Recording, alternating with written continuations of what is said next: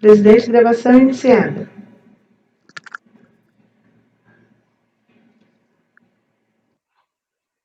Retornando ao intervalo para votar os itens 127 e 128, que não puderam ser votados por falta de tempo na sessão do dia 15/10, às 9 horas. Item 127, doutora Vanessa.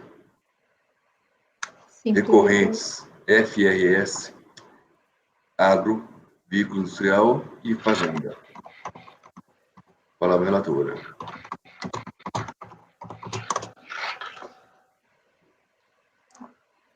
Tratam-se de recursos especiais interpostos pela Fazenda e pelo contribuinte, buscando a reforma do Acórdão 3102001041, que deu parcial provimento ao recurso voluntário, que é a ementa do recorrido.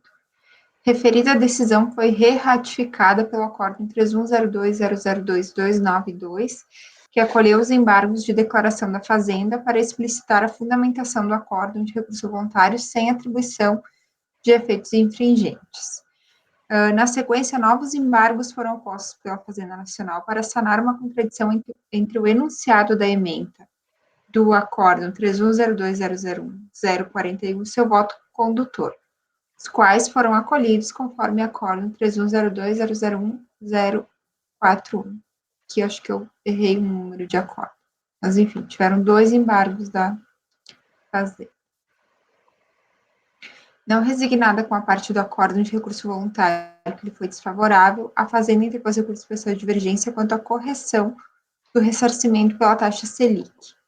Com o paradigma, trouxe o acórdão 3402002495. Foi dado seguimento ao recurso especial da Fazenda, sendo os autos posteriormente encaminhados para análise dos embargos opostos pelo contribuinte, tendo-se corrigido o curso do processo administrativo. Os embargos de declaração opostos pelo contribuinte, apontando vício de omissão e ocorrência de erro material, foram rejeitados em caráter definitivo, pois manifestamente improcedentes. Cientificado, o contribuinte interpôs recurso especial, alegando divergência quanto ao aproveitamento de saldos credores em períodos de apuração subsequentes, direito ao crédito presumido da agroindústria e direito à correção monetária do valor do ressarcimento desde a data do protocolo do pedido. Então, trouxe aqui os paradigmas. Havia sido dado prosseguimento parcial ao recurso especial do contribuinte, o que foi reformado e sede de julgamento de agravo, então, tendo prosseguimento total com relação às 3 matérias. Foram apresentadas contrarrazões a ambos os recursos especiais e, em ambas, foi postulada a negativa de provimento ao apelo da parte contrária. É o relatório. Voto? Hoje eu voto direto. Ok. Então, estou admitindo ambos os recursos, por entender que ambos preenchem os requisitos. Então, no mérito, a Fazenda se insurge com relação à correção do ressarcimento pela taxa Selic, né, ressarcimento de PIS e COFINS, e o contribuinte com relação ao aproveitamento de saldo credores em períodos de apuração subsequentes, direito ao crédito presumido da agroindústria e também com relação à correção monetária, mas aí com relação ao termo inicial, se fosse admissível, né. Este último sendo ponto de intersecção com o recurso especial da Fazenda. Então, eu separei a fundamentação nos itens. Então, item 2.1, correção do ressarcimento pela Selic. Essa matéria já se encontra pacificada pela súmula CARF 125. O ressarcimento da COFINS e do PIS não cumulativas não incide correção monetária e os juros, nos termos do artigo 13 e 15, inciso 6 da Lei 10.833. Então, estou negando o provimento. Não, desculpa. Eu dou provimento ao recurso da Fazenda e nego o provimento ao recurso do contribuinte.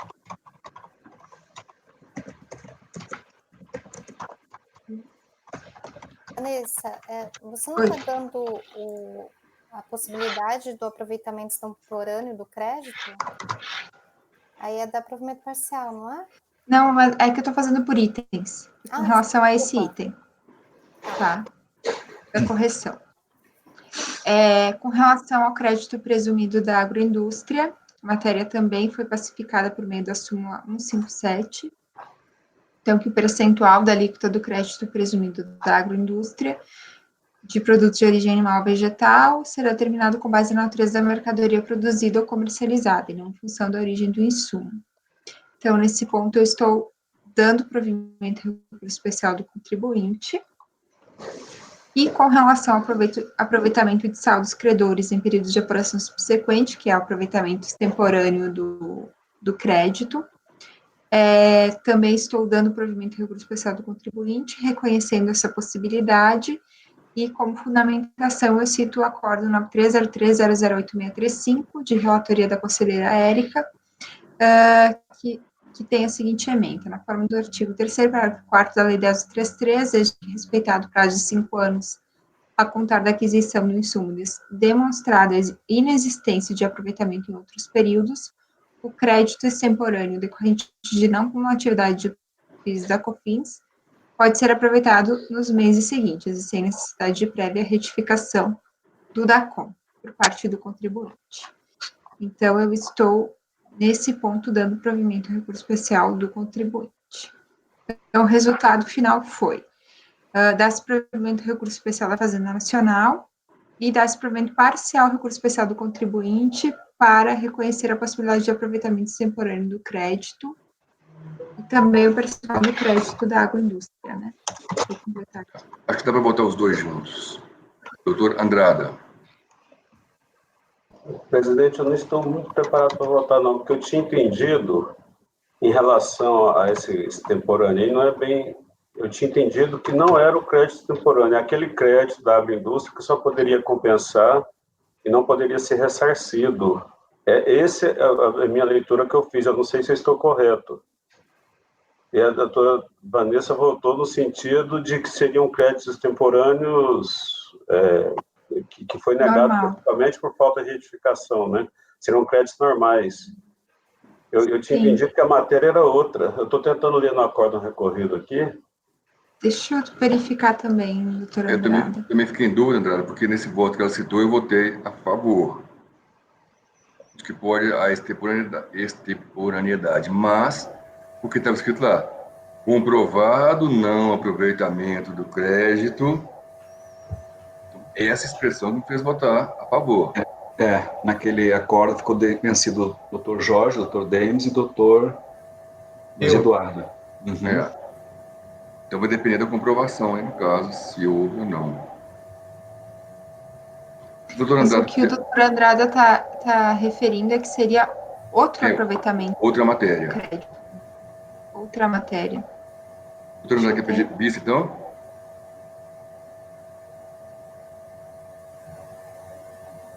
Doutor Andrada, só pede vista? Só um minutinho, doutor. Aproveitando, doutora Vanessa, esse crédito extemporâneo constava da DACOM? Não cheguei a olhar esse... Da doutora Érica, eu estou lendo, essa questão foi levantada, eu me lembro que me relembrei que a gente discutiu isso aí também, né? Eu vou pedir vista, doutora Vanessa, mas dá uma olhada, eu estou lendo aqui o acordo recolhido, me parece que é aquela questão que até 2009 você só poderia compensar o crédito da agroindústria, né? Alguns créditos, crédito presumido, e a partir de lá, a não ser que o relator também do acordo recolhido fez uma confusão, porque foi um voto daqueles votos que não foi o próprio relator que fez, né? Foi... sim, esse caso foi. Então pode ter alguma confusão nesse sentido aí, então vamos dar uma esclarecida nisso. Mas em relação às outras matérias eu acompanho. Né? São Tá. Até porque as outras duas matérias são súmulas, né? Então, exatamente. Só essa mesmo aqui, com a dúvida. Mas eu vou olhar aqui direitinho. Então, vista ao conselheiro Andrada, após a relatora dar provimento ao recurso especial da Fazenda e dar provimento parcial ao recurso do contribuinte. Encerramos com isso? Tem mais voto do doutor Jorge ainda.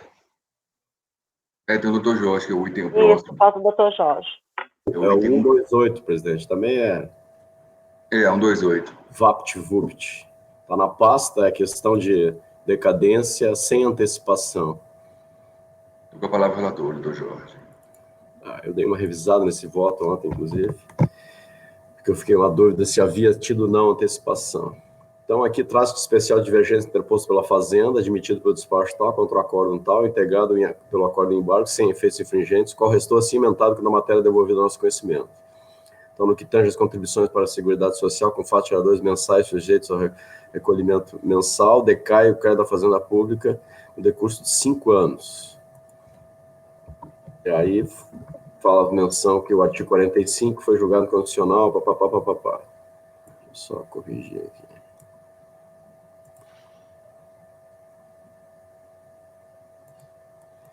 O acordo de embargos, isso aqui eu fiz questão de botar na minha revisão, porque só para deixar claro que ele não tem que retornar. Os acordos de embargos retificou a parte dispositiva do acordo inicial para acordam os membros do colegiado em dar parcial provimento unicamente para acolher a preliminar de decadência do RPJ CCL até o terceiro trimestre de 2001, inclusive do PIS/COFINS até novembro de 2001. Então, isso aqui porque eu fiquei em dúvida se teria que retornar ou não. Então, está claro que foi só um período que foi declarada a decadência. Entende a Fazenda Nacional que o recorrido está equivocado ao aplicar o artigo 150, parágrafo 4 do CTN em relação ao PIS e COFINS, para efeitos de prazo decadencial para a lavratura do auto de fração, mesmo sem existência de pagamento de tributos. Mas, a bem da verdade, foi o lançamento de PIS, COFINS, IRPJ e contribuição social sobre lucro líquido. Assim, tendo em conta que não houve qualquer antecipação de pagamento, pugna pela aplicação do artigo 1731 para fins do prazo inicial do contagem do prazo decadencial, o que afastaria a decadência reconhecida pelo aresto recorrido, entre parênteses, valores anteriores ao mês de dezembro de 2001. A Costa farda a jurisprudência e, ao final, pede provimento especial para ser afastada a preliminar de média decadência.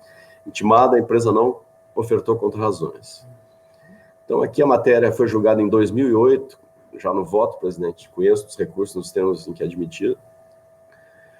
A matéria foi julgada em 2008, quando ainda não era toda pacificada, o que hoje não é mais o caso. O recorrido julgou o lançamento parcialmente decaído até o terceiro trimestre de 2001, inclusive, e do PIS decaído para IRPJ. Para o IRPJ e contribuição social sobre lucro. É omissão de receita e foi feito com base em extratos bancários, e essa matéria foi objeto do recurso e foi enfrentada. A primeira turma da Câmara Superior, que até a edição da portaria CARF 15081 de 24 de junho deste ano era competente para o julgamento do presente processo, já tinha assentado a jurisprudência de que, comprovado que não há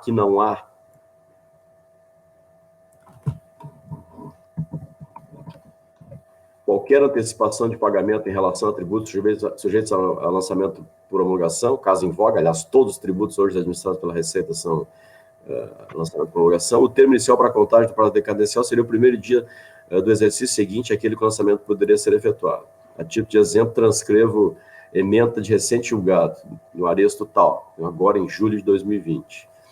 E aí, negrito, se inexistente tal antecipação ou constituição definitiva por instrumento legal, aplica-se a regra geral para o cômputo dessa modalidade. Aí são aqueles autos digitalizados, eu tomei um tempo para ver isso aqui, mas em conteste nos autos, e essas folhas que eu cito, 704 e 735, do volume 4, são aqueles, os lançamentos ali que diz que não teve nenhuma valor a deduzir. Está claro que não houve qualquer antecipação de pagamento. Assim, tendo que o período mais antigo do lançamento reporta-se ao mês de março de 2001, tendo o contribuinte sido cientificado em 22 de 12 de 2006, tendo o contribuinte sido certificado em 22 de 12 de 2006. Assim, restando em duvidoso que não houve qualquer antecipação de pagamento, não há de falar-se em decadência em nenhum período. Eu vou parar por aqui, porque, na verdade, para PIS e COFINS, o prazo se extinguiria em 31 de 12 de 2006. Já para IRPJ, e para IRPJ, como bem colocou o doutor Luiz ontem, o fato gerador do IRPJ se consuma no último átimo do dia 31 de dezembro, então do IRPJ ainda poderia ser 31 de 12 de 2007. Então, só para deixar claro para vocês aqui, vou até tirar essa parte que eu coloquei aqui. Então, é de ser provido especial para fim de afastar a decadência, para fim de afastar a decadência dos tributos lançados. Como voto, presidente? Doutor Andrada, Com o relator. doutora Tatiana, Desculpa, eu estava vendo aqui, eu realmente não achei DCTF nem nada, então... Não, eu faço menção aqui, doutora Tatiana, a folha é? 704 a 735 do volume 4. Ah, tá, eu estava no segundo ainda. E esse é o auto de infração. Não, se a senhora for pela... Não tem DCTF, tem só a DIPJ, e a DIPJ são 100 folhas. Mais fácil é ela ir pelo lançamento, se quiser, se a senhora não confiar na minha descrição aí. Não, que isso, doutor Jorge, eu estava... Não, eu tô brincando. Mas assim, então teve DCTF, né? Pelo que eu entendi, doutora Tatiana, não teve DCTF, teve DIPJ. Só. Ah, teve só DIPJ, porque eu estava só no volume 2 e no volume 2 tinha só DIPJ. Desculpa, doutor Jorge, está sem som. Desculpe. Não consta no DCTF nos autos e no auto de infração, foi bem sucinto, mas o lançamento é cheio de intimações, o contribuinte negou a intimação, aquelas empresas fantasma. Aí eles fez o lançamento com base em quebra de sigilo bancário e nos valores depositados. Então foi omissão de receita. Eu acompanho o relator. Obrigada, viu, doutor Jorge? Ok. doutor Luiz, Brincadeira. Também acompanho o relator, presidente. doutor Valcir, Com o relator. doutora Érica, Acompanho o relator, presidente. doutora Vanessa, Acompanho o relator. também acompanho o relator. Então, por unanimidade de votos, deu-se provimento ao recurso especial da Fazenda. Pode ter colocado esse ponto, afastando a decadência dos tributos lançados. Encerramos essa parte. Eu vou comparar a gravação aqui.